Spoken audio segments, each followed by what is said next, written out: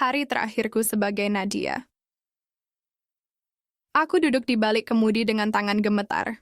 Jalanan malam yang biasanya tenang kini terasa seperti neraka berjalan. Wiper mobil menepis hujan deras yang mengguyur kaca, tapi pandanganku tetap buram. Bukan karena hujan, tapi karena air mata. 1 jam lalu aku melihatnya. Suamiku, Raka, duduk berdua dengan Clara, sahabatku sendiri, di pojok kafe yang remang. Wajah mereka dekat, terlalu dekat. Tangan mereka saling menggenggam. Dan senyuman itu, senyuman yang dulu hanya milik aku tidak meledak, tidak marah-marah.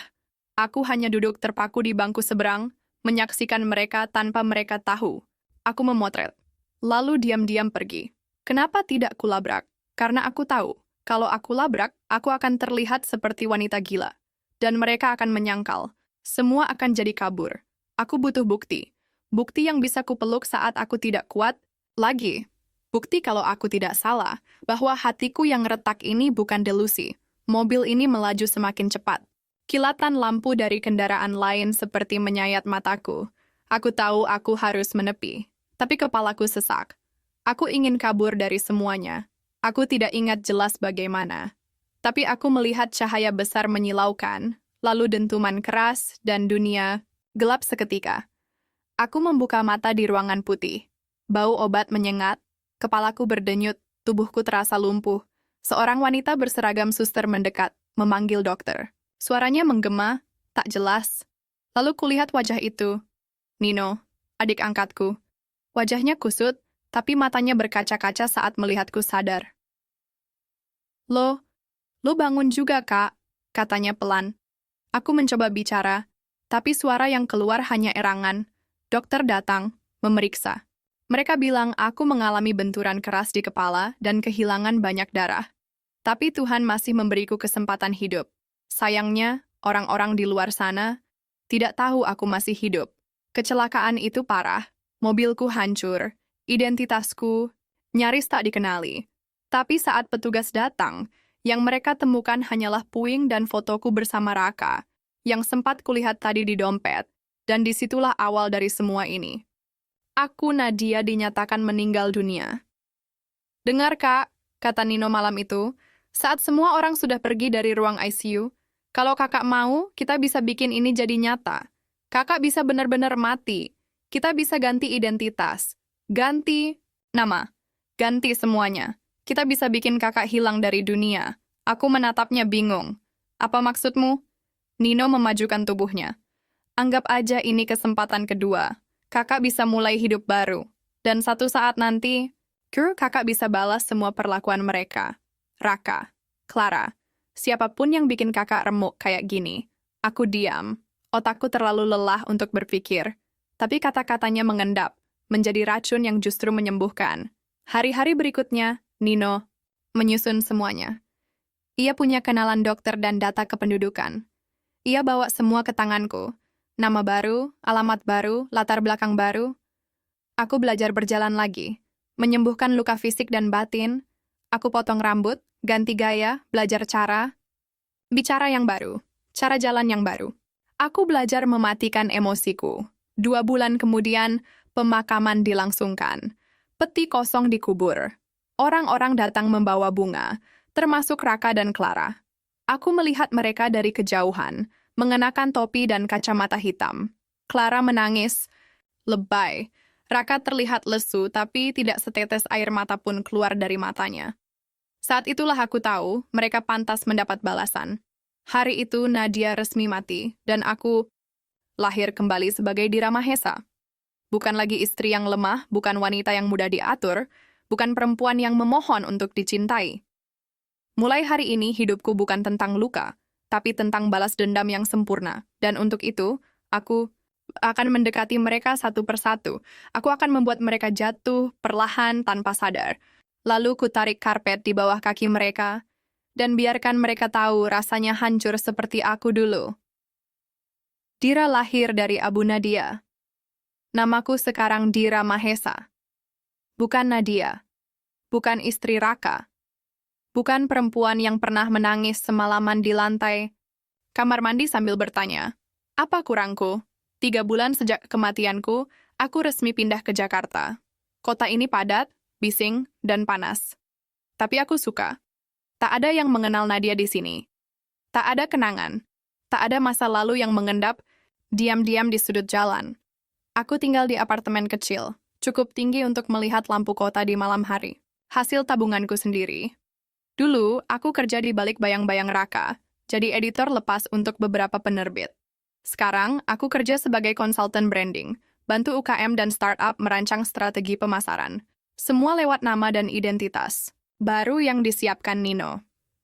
Klien pertama, toko bunga milik teman Nino. Lalu berkembang dari sana. Ternyata aku tidak selemah yang dulu kukira. Aku belajar cepat. Bisa mengatur jadwal, bisa menolak klien toksik, bisa tampil percaya diri dalam presentasi. Setiap kali berdiri di depan orang, aku bilang ke diri sendiri, lupakan Nadia. Dira itu tegas, Dira itu kuat, Dira itu tidak jatuh. Karena cinta. Tapi tentu saja, semua tidak segampang itu. Malam-malam sepi sering membawaku kembali ke kenangan. Terutama kalau aku lihat wanita lain berboncengan dengan suaminya atau tertawa bersama di kafe. Aku ingin marah, tapi aku sadar, amarah tidak menyembuhkan apapun. Balas dendam mungkin, tapi bukan kemarahan yang meledak-ledak, melainkan balas dendam yang tenang.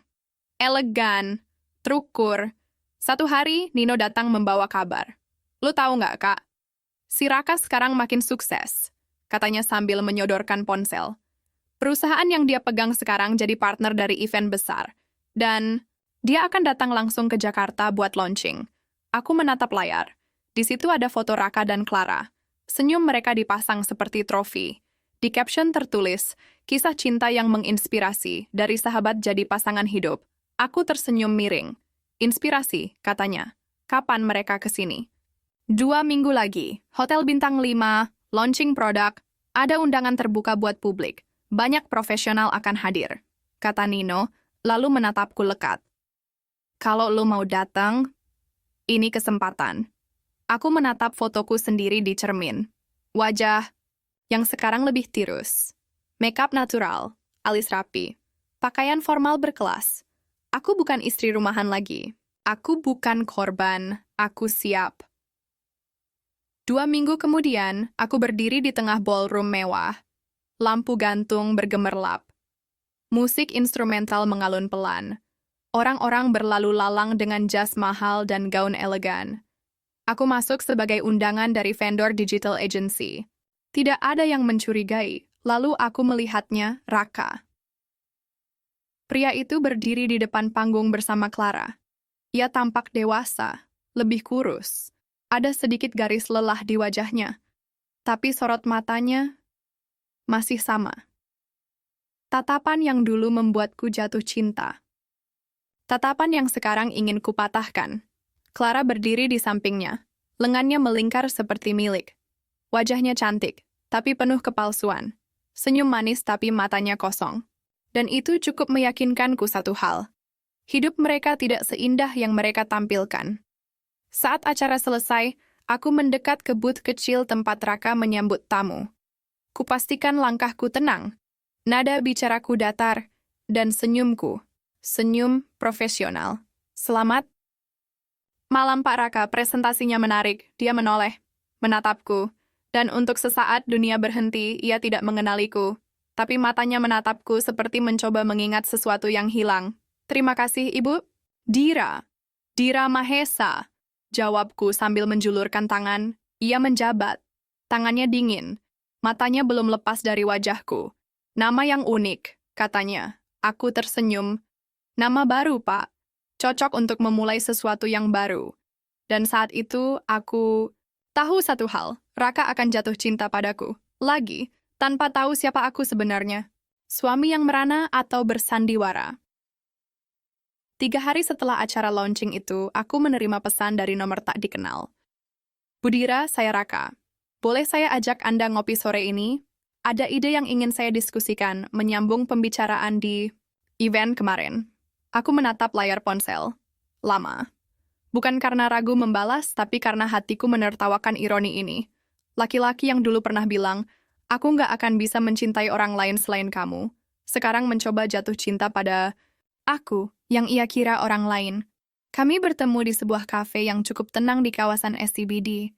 Tempat itu hangat dan penuh aroma kopi mahal.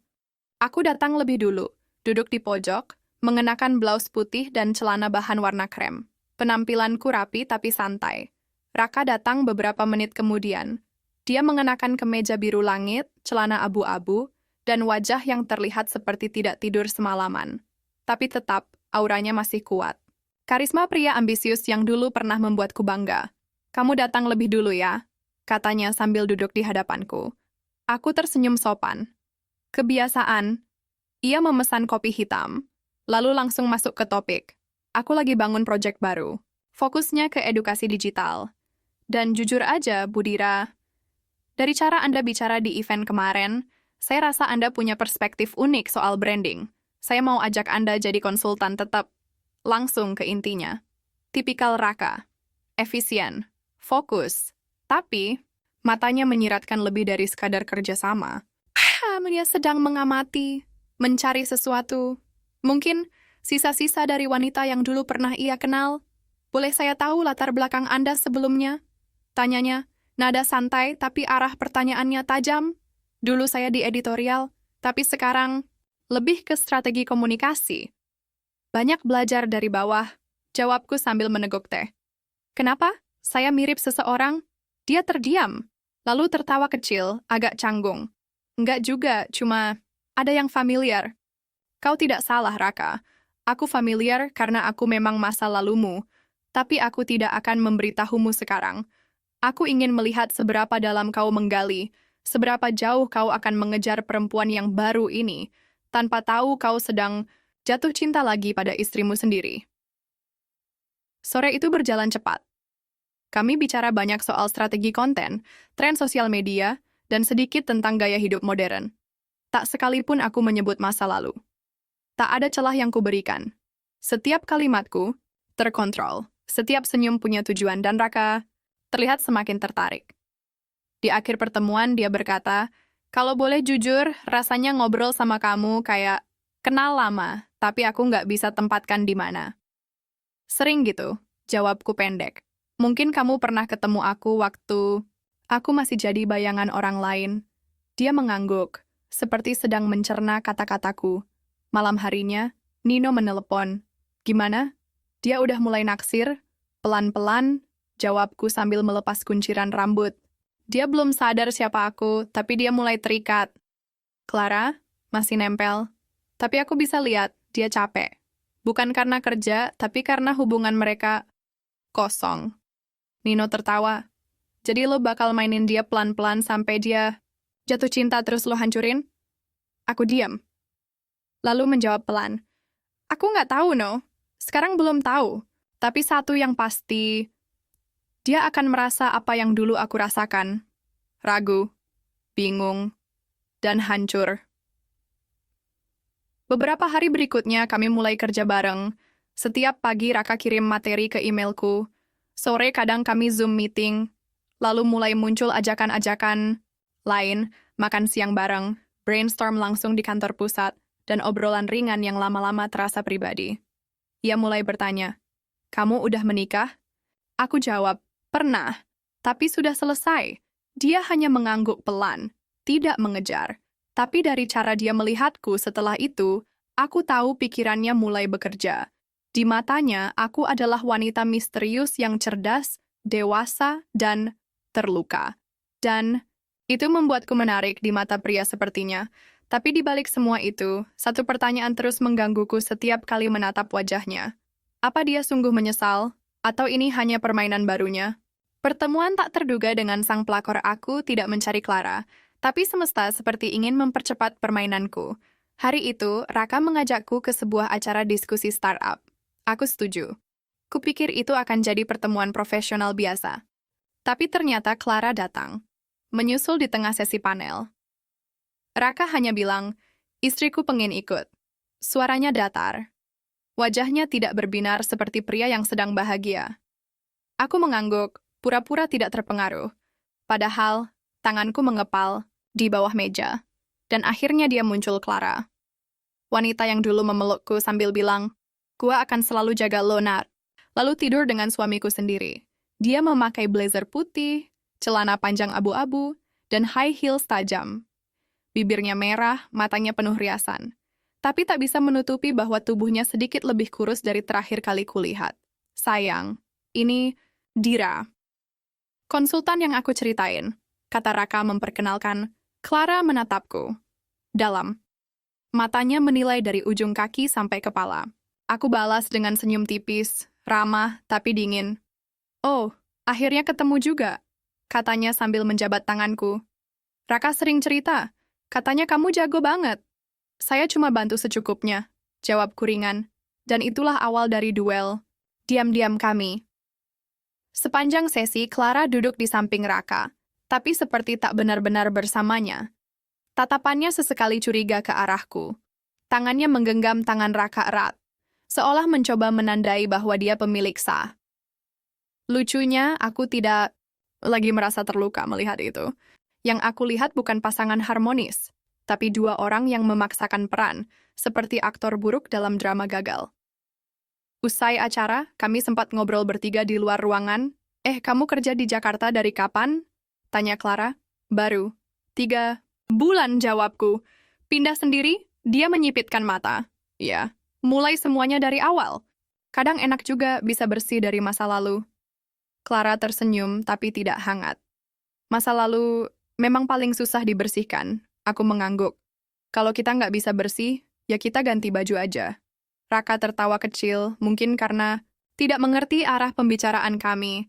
Clara menatapku sekali lagi, lebih dalam. Tapi tetap tidak mengenaliku. Aku sudah terlalu jauh dari Nadia yang dulu. Malam itu aku duduk di balkon apartemen, mengulang kembali pertemuan singkat dengan wanita yang merebut suamiku. Dan anehnya aku tidak ingin marah. Yang aku rasakan, ibadat Clara tampak seperti wanita yang terjebak. Wajahnya keras, tapi matanya penuh tekanan. Aku tahu ekspresi itu. Aku pernah melihatnya di cermin.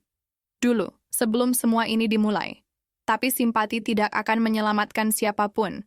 Aku bukan lagi korban. Dan permainan baru saja dimulai. Raka mencari Nadia. Pagi itu, Raka mengajakku sarapan di lobi hotel tempatnya menginap. Katanya, sekalian bahas progres proyek. Aku datang, seperti biasa, dengan kepala dingin dan senyum profesional.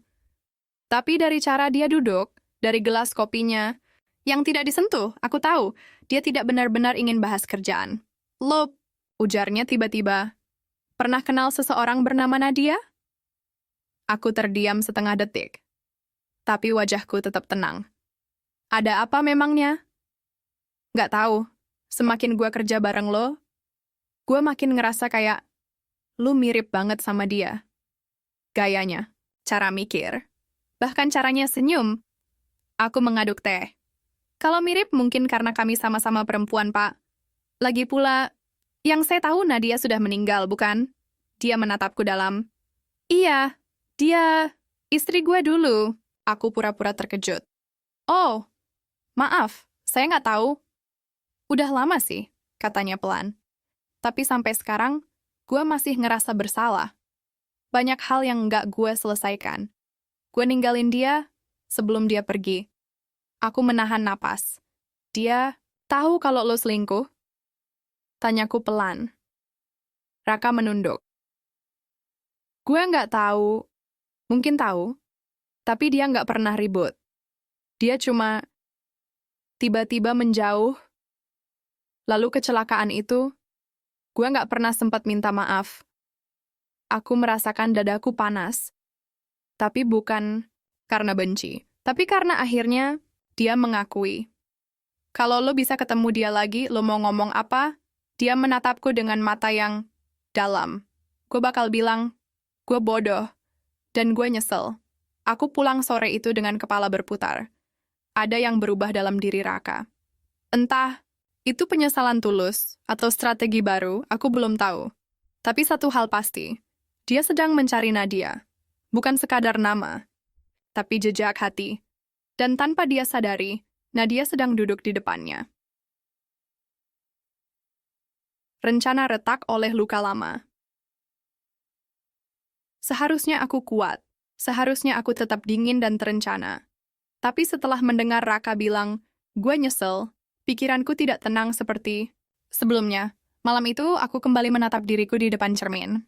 Aku mencabut bulu mata palsu, membersihkan make up, lalu menatap wajah polos yang muncul. Wajah Dira. Tapi di balik itu masih ada Nadia. Perempuan yang dulu pernah berharap dan dikhianati. Aku menutup mata, lalu membukanya lagi. Aku harus ingat. Aku bukan di sini untuk jatuh cinta kembali. Aku di sini untuk mengembalikan luka dengan setara. Esoknya, Raka mengajakku makan siang di resto rooftop. Katanya, buat ngerayain hasil progres mingguan. Tapi aku tahu, dia mulai mencari alasan-alasan pribadi. Kami duduk di meja dekat jendela kaca tinggi. Kota Jakarta terlihat di bawah, padat dan berisik. Tapi di ruangan ini, hanya ada dua orang yang sedang berusaha membaca hati satu sama lain tanpa suara. Kamu percaya takdir, Dir? Tanya Raka tiba-tiba. Aku mengangkat alis. Maksudnya?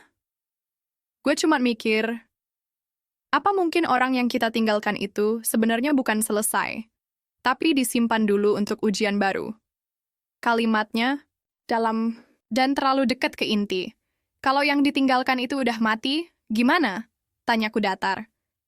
Gue rasa, dia belum mati dalam hati gue. Jawabnya pelan. Sialan. Kata-kata itu nyaris mengguncangku, tapi aku tetap menahan diri. Harus. Sayangnya, hidup nggak kayak novel, Pak. Yang mati ya udah, mati. Nggak bisa balik, jawabku sambil memotong ayam di piringku. Dia terdiam. Lalu, seperti berusaha membalas dengan tatapan penuh makna, ia bertanya lagi. Kalau lo bisa hidup 2 kali, Dir, apa lo akan balas orang yang pernah nyakitin lo? Pertanyaan itu nyaris membuat sendokku jatuh. Aku mengatupkan rahang.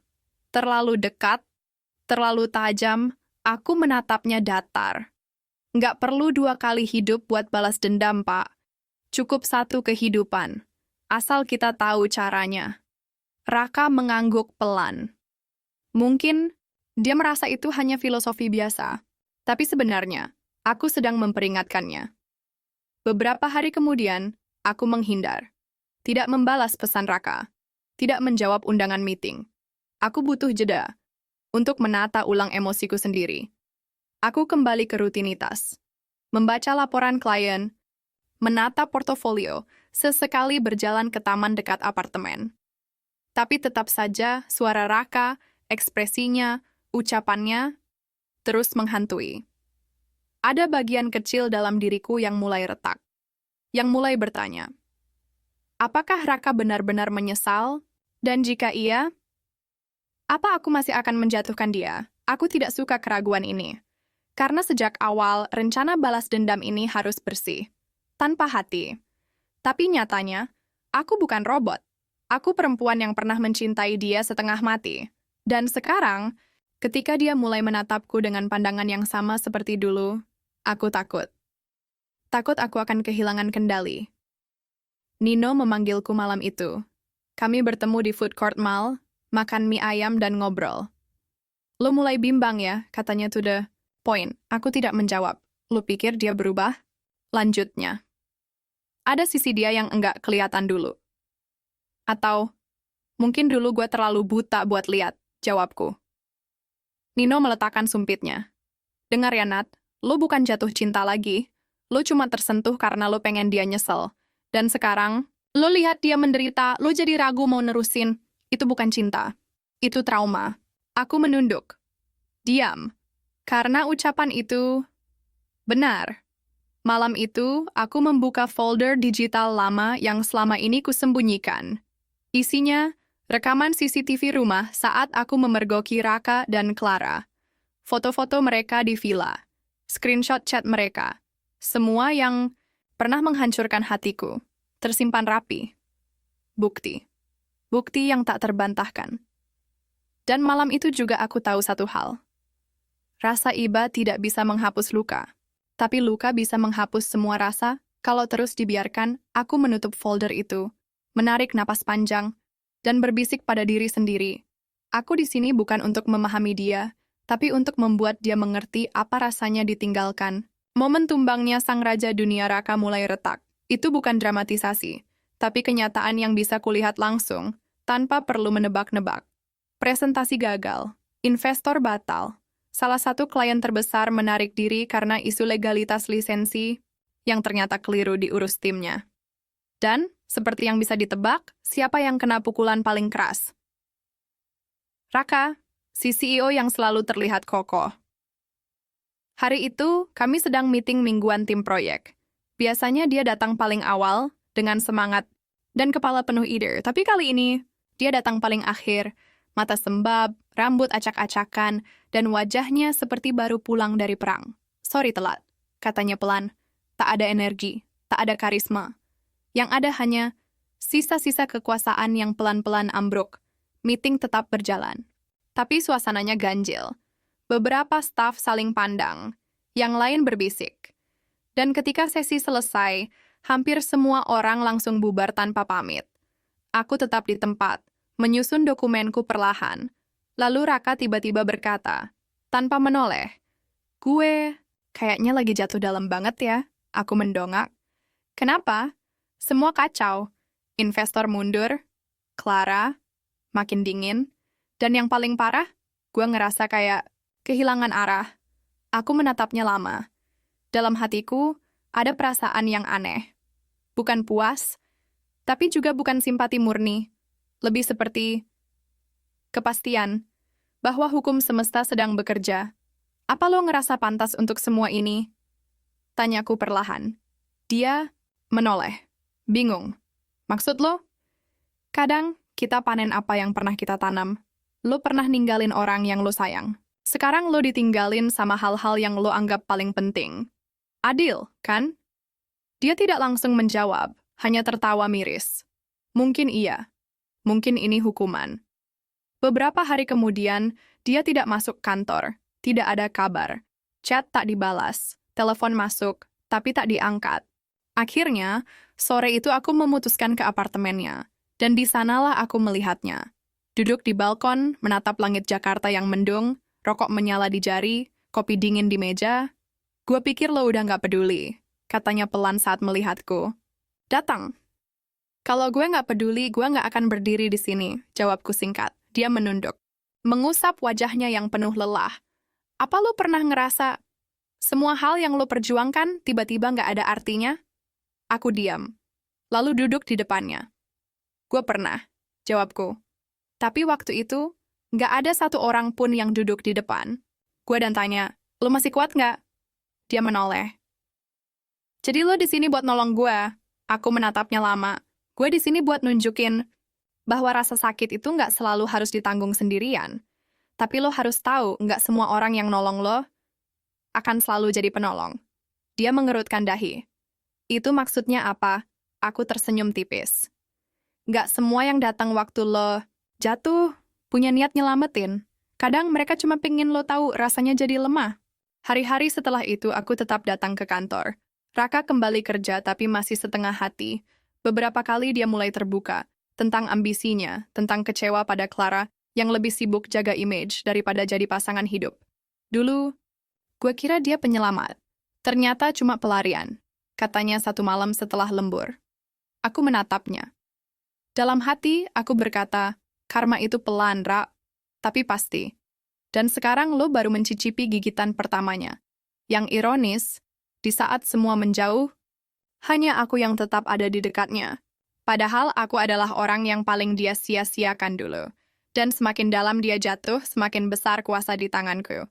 Aku bisa angkat dia kembali, lalu jatuhkan dari tempat yang lebih tinggi. Tapi, mengapa saat dia menatapku dengan mata penuh? Luka, ada bagian dari hatiku yang mulai ragu. Malam itu, Raka mengirim pesan. "Gua nggak tahu lo siapa sebenarnya, Dir. Tapi tiap kali gue sama lo, rasanya damai." Aneh ya?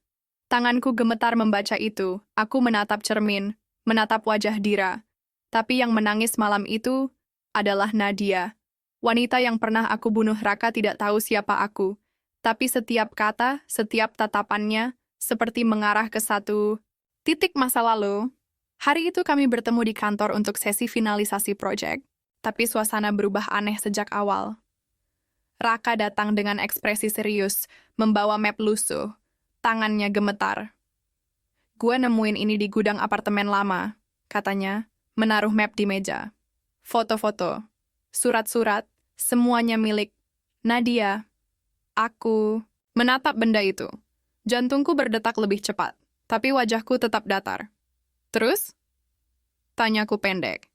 Dia membuka mapnya, menunjukkan satu lembar surat, tulisan tangan, bekas air mata. Untuk Raka, kalau suatu hari nanti kamu sadar aku sudah terlalu jauh untuk kembali. Aku nggak pergi karena marah, aku pergi karena kamu udah nggak pernah benar-benar melihat aku. Tanganku mengepal di bawah meja. Gue nemuin ini seminggu sebelum kecelakaan dia, kata Raka pelan. Dan sejak lo muncul, Dir, gue ngerasa semua yang belum selesai. Kayak minta diberesin. Aku menarik napas panjang. Ada dua pilihan, berhenti sekarang atau terus masuk lebih dalam. Kenapa lo nggak pernah cerita hal ini ke Clara? Tanyaku menantang. Raka menggeleng. Clara nggak ngerti bagian itu. Dia selalu bilang masa lalu nggak penting. Tapi buat gue, Nadia bukan masa lalu, dia luka. Aku tersenyum tipis. Bagus. Berarti luka itu belum sembuh. Karena gue di sini bukan buat kasih obat, tapi buat nambah perih. Dia terdiam, memandangku heran. Lo sering bilang gue mirip dia, tapi lo tahu nggak, sebetulnya siapa yang bunuh? Dia? Tanyaku dingin. Raka menarik napas. Kecelakaan, bukan. Yang bunuh dia itu pengkhianatan. Dia nggak mati karena mobil. Tapi karena lo ninggalin dia hidup-hidup tiap hari. Suara Raka tercekat. Aku berdiri, menatapnya dalam. Dan tahu nggak bagian paling ironisnya? Raka menatapku penuh kebingungan dan ketakutan. Wanita yang pernah lo bunuh itu sekarang hidup lagi. Dia duduk di depan lo, dan lo bahkan nggak kenal dia. Dia berdiri, setengah panik. Maksud lo? Aku buka satu foto dari dompetku. Foto kami dulu, di tahun pertama pernikahan. Aku, Raka, dan kucing peliharaan kami. Dia menggenggam foto itu dengan tangan bergetar. Nadia? Air matanya langsung jatuh. Dia nyaris jatuh terduduk. Aku, gak mati, Ra. Aku kabur. Aku palsukan semuanya, supaya lo ngerasain rasa kehilangan. Supaya lo sadar, harga dari pengkhianatan itu mahal. Hari-hari setelah pengakuan itu berubah seperti medan perang. Raka berusaha mengejarku, menelepon, mengirim pesan, datang ke kantor dengan wajah penuh sesal. Tapi aku diam, tidak membalas, tidak menyambut. Nino sempat marah besar. Lo udah terlalu cepat buka identitas. Aku butuh dia tahu. Aku pengen lihat wajahnya waktu sadar. Dan aku dapat itu, jawabku. Tapi sekarang lo juga nangis tiap malam. Itu bukan bagian dari rencana, Nat.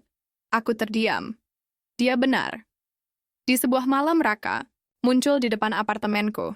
Basah kuyup karena hujan, matanya bengkak. Gua nggak bisa tidur sejak hari itu. Gue cuma pengen bilang, lo bener. Gua yang ngebunuh Nadia. Aku menahan diri untuk tidak menangis. Gua nggak minta lo balikin semuanya. Tapi kalau emang lo balik buat balas dendam, lakuin. Hancurin hidup gua. Tapi izinkan gue tetap lihat lo dari jauh. Karena cuman itu cara gue menebus semuanya. Aku tak berkata apa-apa. Aku hanya menutup pintu. Tapi setelah itu, aku menangis lebih dalam dari sebelumnya. Karena membenci seseorang yang dulu pernah kamu cintai, itu menyakitkan. Tapi, melihat dia menyesal dengan jujur, itu menyiksa. Di antara cinta dan balas dendam. Aku tidak tidur malam itu. Kepalaku penuh suara-suara yang saling bertabrakan, antara kata-kata Raka yang penuh penyesalan, dan suaraku sendiri yang terus mengingatkan, jangan bodoh lagi, Nad. Sudah sejauh ini aku berjalan. Sudah aku palsukan kematian, aku bangun kehidupan baru, aku siapkan strategi penuh rapi. Lalu sekarang, aku mulai bimbang, karena satu tangisan, satu wajah penuh sesal, aku ingin benci. Tapi aku juga pernah mencintai. Dan luka terbesar adalah ketika dua perasaan itu hidup bersamaan. Nino menemuiku pagi itu, membawa 2 kopi dan ekspresi cemas. Lu kelihatan hancur katanya. Aku baik-baik aja, jawabku cepat. Enggak, Nat. Lu bukan robot. Dan dari awal gue tahu, lu nggak bakal sanggup beneran ngejatuhin Raka sampai titik habis. Aku mendesah, meletakkan kopi yang belum tersentuh. Jadi menurut lo aku harus berhenti? Gua nggak bilang lo berhenti, tapi lo harus tahu, balas dendam itu bukan tentang menang, tapi tentang lo jadi orang kayak apa setelah itu. Aku diam, lama, karena kalimat itu menampar. Aku cuma mau dia ngerasain yang aku rasain waktu itu, no. Dan sekarang lo udah lihat dia ngerasain. Bahkan mungkin lebih parah. Apa lo puas aku ingin bilang iya, tapi yang keluar malah air mata. Siang itu, aku duduk sendiri di rooftop kantor. Angin kencang, langit mendung, dan seperti adegan yang sudah diatur semesta, Raka muncul, berdiri beberapa meter dari tempatku duduk. Tak berkata apa-apa, hanya menatap. Aku pura-pura cuek, tapi jantungku tak setenang ekspresiku. Akhirnya dia bicara. Gue cuma mau bilang, kalau hari ini hari terakhir lu kerja di sini, gue bisa ngerti. Aku menoleh. Kenapa? Karena lo udah dapet apa yang lo cari. Lo udah berhasil bikin gue jatuh, hancur. Dan jujur, gue nggak nyalahin lo. Suara Raka terdengar serak. Tapi, matanya jernih. Tidak ada drama, tidak juga rayuan. Aku nggak minta lo maafin gue, Nat. Karena bahkan kalau lo benci gue seumur hidup pun, itu harga yang pantas. Aku terdiam. Lalu, untuk pertama kalinya sejak semua ini dimulai, aku bertanya, kenapa waktu itu lo ninggalin aku? Apa aku segitu nggak berharga buat lo? Dia menarik napas panjang. Karena gue pengecut. Karena gue lebih milih kenyamanan sesaat daripada bertahan di tempat yang harus diperjuangkan. Karena gue pikir, lo terlalu baik buat gue, dan itu menakutkan. Lama kami diam. Hanya suara angin dan detak jantung yang berisik. Aku nggak tahu. Aku harus ngapain sekarang, Ra? Kataku akhirnya. Nggak usah ngapa-ngapain, jawabnya pelan. Kalau lo mau pergi, pergilah. Kalau lo mau bertahan, gue juga akan tetap di sini. Tapi apapun keputusan lo, jangan karena kasihan, jangan karena sayang, tapi karena lo akhirnya tahu siapa diri lo sekarang. Malam itu aku pulang dan duduk di depan jendela apartemen, menatap lampu kota yang berkelap-kelip. Seperti pikiran di kepalaku, menyala tapi tidak jelas. Aku buka jurnal lamaku. Halaman terakhir yang kutulis bertahun lalu. Jika aku diberi kesempatan kedua, aku ingin jadi perempuan yang tidak lagi menangisi kepergian orang, tapi belajar berdiri, bahkan saat dunia membenciku. Hari ini aku sadar, aku sudah berdiri. Dan sekarang saatnya memilih, tetap melawan atau mulai memaafkan. Tapi satu hal pasti, aku bukan Nadia yang dulu. Dan balas dendam ini, kalaupun kulanjutkan, tidak lagi datang dari amarah. Tapi dari pemahaman bahwa luka memang tak harus dibalas. Dengan luka, tapi juga tidak harus dilupakan. Jalan yang kupilih pagi itu aku bangun dengan perasaan berbeda. Tidak ada marah. Tidak ada dendam yang membakar. Yang tersisa hanya kelelahan, seperti habis berlari jauh, lalu sadar. Semua ini, untuk apa? Aku berdiri di depan cermin, memandangi wajahku. Bukan Dira, bukan Nadia, tapi aku, sepenuhnya aku. Dan untuk pertama kalinya sejak semuanya dimulai, aku merasa damai. Aku ambil tas, keluar apartemen, dan berjalan ke satu tempat yang sejak lama kutinggalkan, makam palsuku. Batu nisan bertuliskan, Nadia Ar-Rahma masih berdiri kokoh. Di bawahnya, bunga-bunga kering dan tanah yang sudah mulai tertutup lumut, lucu. Orang-orang berduka di sini untuk seseorang yang belum mati, termasuk aku. Selama ini, aku juga ikut berduka untuk diriku sendiri. Sore itu aku menemui Nino. Dia tampak cemas melihatku datang tiba-tiba. Lo baik-baik aja? Tanyanya. Aku udah mutusin semuanya, jawabku mantap. Mutusin gimana? Aku duduk, menatap matanya langsung. Aku nggak akan terusin balas dendam.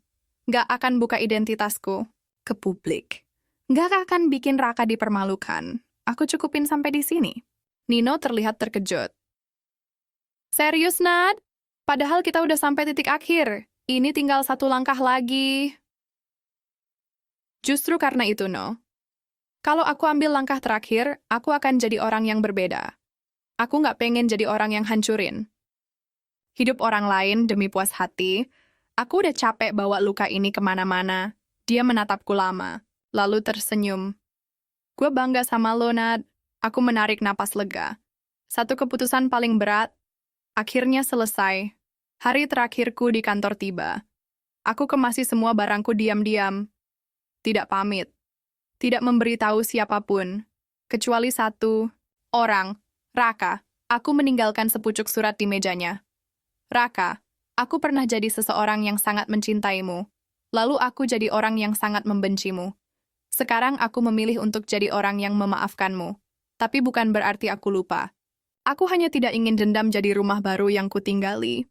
Dira atau Nadia, terserah kamu mau panggil aku apa. Seminggu kemudian aku berada di luar kota. Sebuah desa kecil di pinggir pantai. Tempat sunyi untuk memulai hidup dari awal. Bukan untuk bersembunyi, tapi untuk pulih. Aku buka usaha kecil. Kafe mungkil dengan jendela lebar menghadap laut. Pengunjungnya belum banyak, tapi setiap kopi yang kuseduh terasa seperti lembar baru hidupku. Sampai suatu siang ada pria berdiri di pintu. Rambutnya lebih panjang, wajahnya lebih tirus, tapi matanya masih sama. Lo pikir gue nggak bakal nyari lo? Kata Raka. Aku terdiam, tidak panik, tidak juga terkejut. Aku pikir kamu akan lanjut hidup. Aku hidup. Tapi sejak lo pergi, gue sadar gue nggak pengen hidup kalau nggak minta maaf dengan benar. Dia duduk. Tangannya gemetar sedikit. Gue nggak minta lo balik. Tapi gue pengen lo tahu, Nad. Rasa bersalah ini nggak akan pernah gue sembuhin. Tapi itu harga yang layak buat semua yang pernah gue lakuin. Aku menatapnya. Lalu tersenyum kecil. Aku udah maafin kamu, Rak. Tapi hidup kita udah beda. Luka bisa sembuh, tapi bekasnya tetap ada. Dia angguk. Gue ngerti, kami diam cukup lama. Sampai akhirnya dia berdiri, dan sebelum pergi, dia berkata, lo bukan wanita kuat karena lo tahan sakit. Tapi karena lo bisa lepasin dendam di saat semua orang berharap lo balas. Dan untuk pertama kalinya, aku merasa menang. Cinta yang aku pilih. Hidup yang aku bangun. 2 bulan sudah sejak aku meninggalkan Jakarta.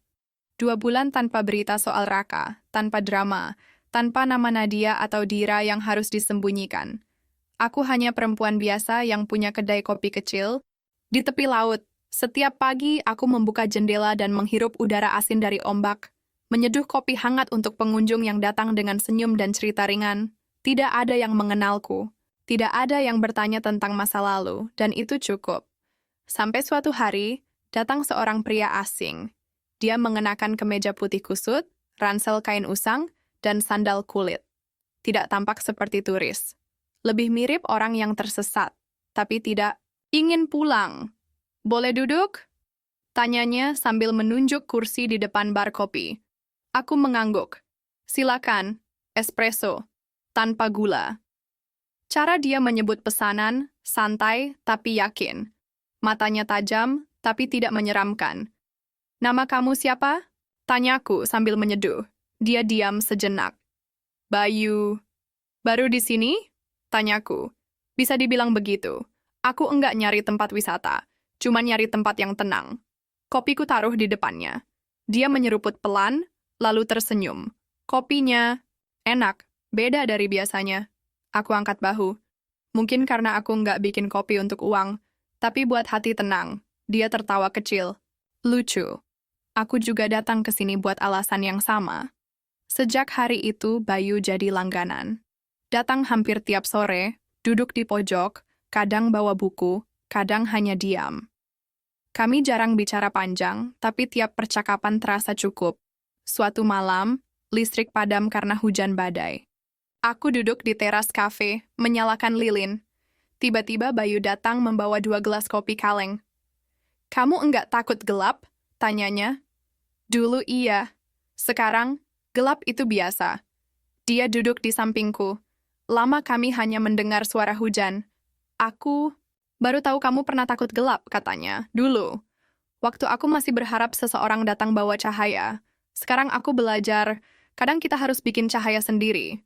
Bayu menoleh. Kamu terdengar seperti orang yang pernah jatuh terlalu dalam. Aku tersenyum tipis. Dan kamu terdengar seperti orang yang sedang sembunyi. Dia tidak menjawab. Tapi dari caranya menarik napas, aku tahu aku benar. Beberapa hari kemudian aku bertemu Bayu di pasar pagi. Dia bantu aku angkut bahan kue dan kopi.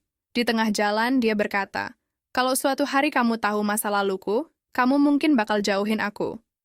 Aku berhenti melangkah. Dan kalau kamu tahu masa laluku, kamu mungkin juga akan pergi. Kami saling tatap, jadi bagaimana? Tanyanya. Kalau kita jalan sama-sama, jangan tanya dulu. Kita lihat saja kita masih bisa berjalan bareng atau enggak setelah tahu semua. Dia mengangguk. Deal, waktu berjalan. Kedekatan kami tumbuh perlahan.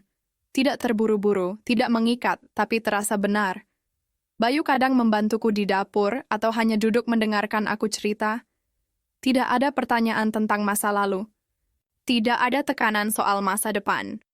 Sampai suatu malam saat kami duduk di bawah langit penuh bintang, Bayu berkata, "Kalau kamu diberi satu kesempatan untuk kembali ke masa lalu, kamu mau balas dendam lagi?" Aku menggeleng. "Enggak, karena kalau aku balik, aku takut jadi orang yang aku benci dulu." Bayu tersenyum. "Kamu tahu, kamu bukan perempuan yang sembuh karena waktu, tapi karena kamu milih untuk sembuh." Kata-katanya membuatku terdiam. Karena itu benar. Aku tidak menunggu waktu menyembuhkan luka. Aku memilih untuk tidak terus menyayatnya. Beberapa hari kemudian, aku menutup kafe lebih awal.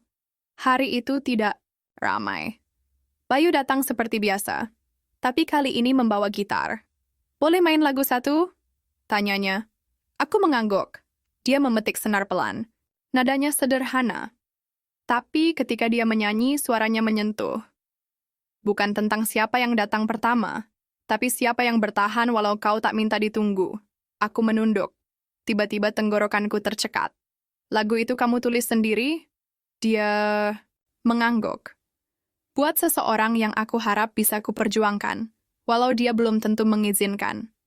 Aku tersenyum kecil. "Mungkin kamu bisa mulai perjuangan itu sekarang." Bayu menatapku. Hangat.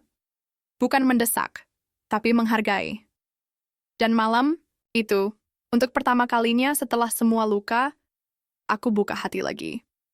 Bukan karena cinta baru datang, tapi karena aku akhirnya selesai dengan luka lama. Luka yang tidak lagi menyiksa. Aku pikir aku sudah siap dengan apapun. Setelah melalui kematian palsu, kebohongan besar, dan cinta yang dikhianati, apa lagi yang bisa mengejutkanku? Ternyata, aku salah. Karena masa lalu Bayu datang bukan sebagai kejutan, tapi hantaman. Pagi itu, sebuah mobil berhenti di depan kafe.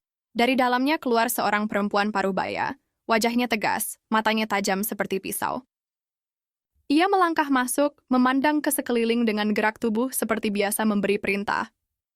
"Aku mencari Bayu," katanya langsung padaku. Aku menahan detak jantung. "Siapa ya, Ibu?" Dia menghela napas panjang. "Aku ibunya.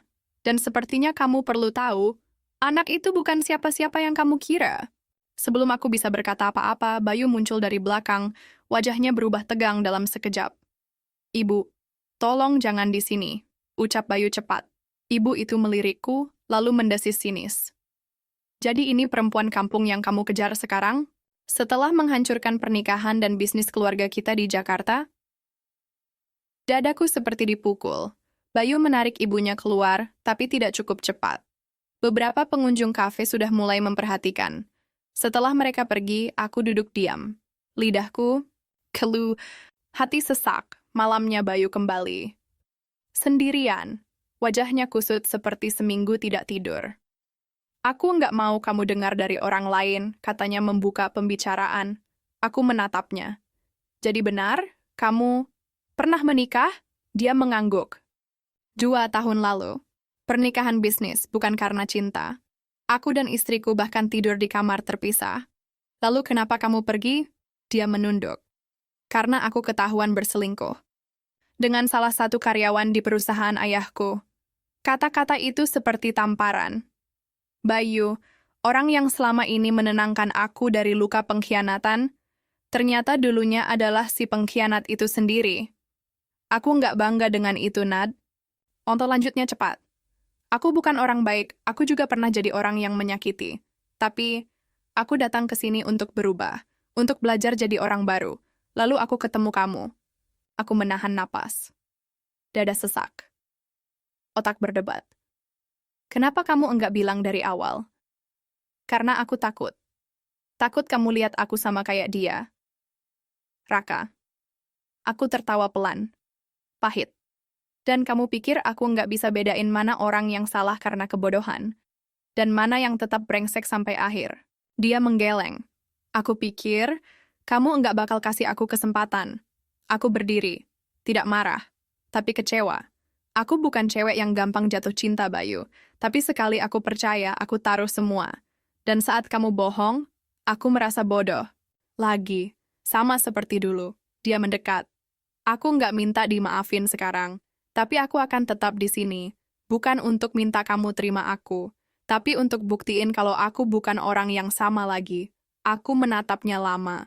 Ada dua sisi yang bertarung di dalam diriku, hati yang ingin percaya, dan luka yang masih berjaga. 3 hari aku tidak bicara padanya, tapi dia tetap datang, membantu menyapu kafe, menyiram bunga, mengantarkan belanjaan, tidak banyak bicara, tapi hadir.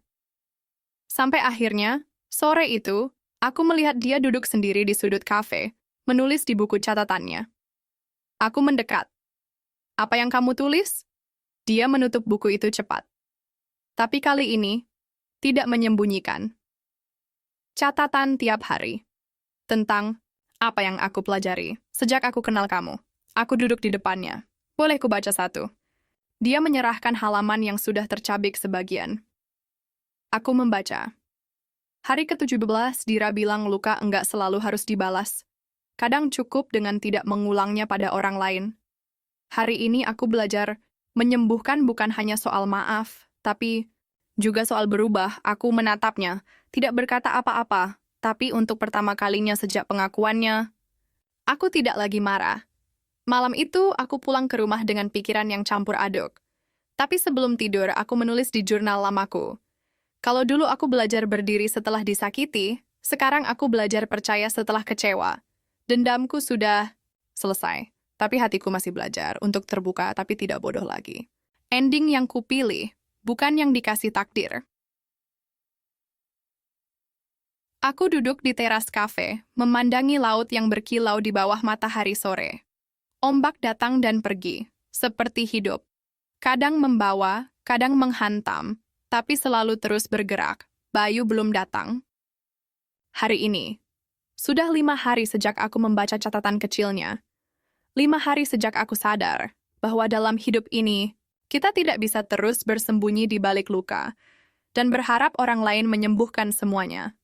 Kadang, kita harus membuat keputusan. Bukan karena orang lain berubah, tapi karena diri kita sudah siap. Aku menatap cermin kecil di tangan. Cermin yang dulu selalu kubawa saat menyamar jadi Dira. Kini aku melihat bayangan perempuan yang berbeda. Aku tidak lagi perempuan yang memalsukan kematian, bukan perempuan yang mencari balas dendam. Aku hanya seorang perempuan yang pernah dihancurkan, tapi menolak tetap hancur. Pukul 6 sore, Bayu datang, langkahnya pelan, wajahnya lebih tenang. Dari sebelumnya, aku menunggu dia duduk sebelum bicara. Aku pernah berpikir, kataku pelan, kalau karma adalah balas dendam terbaik. Tapi ternyata, melepaskan itu lebih menyakitkan buat orang yang salah, karena mereka akan dihantui rasa bersalah selamanya. Bayu menunduk, mendengarkan. Aku juga pernah berpikir aku harus membenci semua laki-laki. Tapi ternyata enggak semua sama. Ada yang benar-benar mau berubah. Dia menatapku. Termasuk aku diam sesaat. Lalu angguk kecil, tapi bukan berarti aku langsung percaya. Luka butuh waktu, cinta pun begitu. Bayu mengangguk pelan. Aku bisa nunggu, kalau kamu izinkan. Beberapa minggu berlalu, aku dan Bayu tidak langsung jadi pasangan. Kami masih saling mengenal, masih belajar saling percaya, tapi tidak ada lagi rahasia, tidak ada lagi kebohongan. Aku tetap mengelola kafe. Bayu mulai bantu kelola media sosialnya. Pengunjung semakin ramai. Hidup kami sederhana tapi hangat. Sampai suatu hari Raka datang. Dia muncul seperti bayangan masa lalu yang tersesat. Wajahnya lebih kurus, matanya kosong. "Aku dengar kamu di sini," katanya lirih. Aku tidak terkejut. Mungkin karena selama ini aku memang menunggu kemungkinan ini. Untuk bisa bilang langsung bahwa aku tidak lagi terikat padanya. Aku cuma mau bilang, aku menyesal. Dan aku tahu aku enggak pantas minta dimaafin. Aku menatapnya. Tenang. Tidak ada getaran amarah. Tidak ada kebencian. Memang enggak pantas, jawabku pelan. Tapi aku sudah maafkan kamu. Raka mengangguk. Kamu sekarang bahagia? Aku tersenyum. Aku sekarang bebas. Itu lebih dari cukup. Dia pergi tanpa banyak bicara. Dan aku tahu, itu adalah terakhir kalinya aku melihatnya. Bukan karena dia benar-benar menghilang, tapi karena dalam hatiku, dia sudah tidak tinggal lagi. 1 tahun kemudian, kafe kami kini berkembang. Aku dan Bayu menyewa rumah kecil dekat bukit, cukup untuk 2 orang dan seekor kucing yang kami adopsi dari pasar. Aku tidak pernah mengumumkan identitasku ke dunia, tidak pernah membalas publik yang percaya aku sudah mati. Biarlah dunia berpikir aku hanyalah perempuan yang pergi. Yang penting, aku pulang ke diriku sendiri. Kadang Bayu bertanya, "Kamu yakin enggak mau kembali ke Jakarta? Bersihkan nama kamu, ceritakan semuanya?" Dan aku selalu jawab, "Enggak." Karena aku bukan lagi Nadia yang butuh pengakuan. Aku cukup jadi seseorang yang memilih tenang, bukan sorotan. Suatu malam, di bawah langit berbintang, Bayu menyodorkan kotak kecil. Aku terdiam, menatap wajahnya yang kini terasa sangat akrab. Bukan karena waktu, tapi karena semua luka dan kejujuran yang sudah kami bagi. "Kalau kamu siap," katanya pelan, "aku mau mulai lagi dari nol, sama kamu." Aku tidak langsung menjawab, aku tidak menangis, tidak juga melonjak senang, aku hanya tersenyum. "Boleh aku simpan cincin ini dulu?" Dia tertawa kecil. "Tentu." Dan kami kembali duduk berdampingan, menatap bintang. Bukan akhir yang meledak-ledak, bukan pula romansa yang tiba-tiba penuh pelukan, tapi inilah akhirnya. Damai. Karena akhirnya aku sadar, hidup bukan soal siapa yang membuat kita hancur, tapi siapa yang datang dan tetap tinggal saat kita sedang membangun kembali.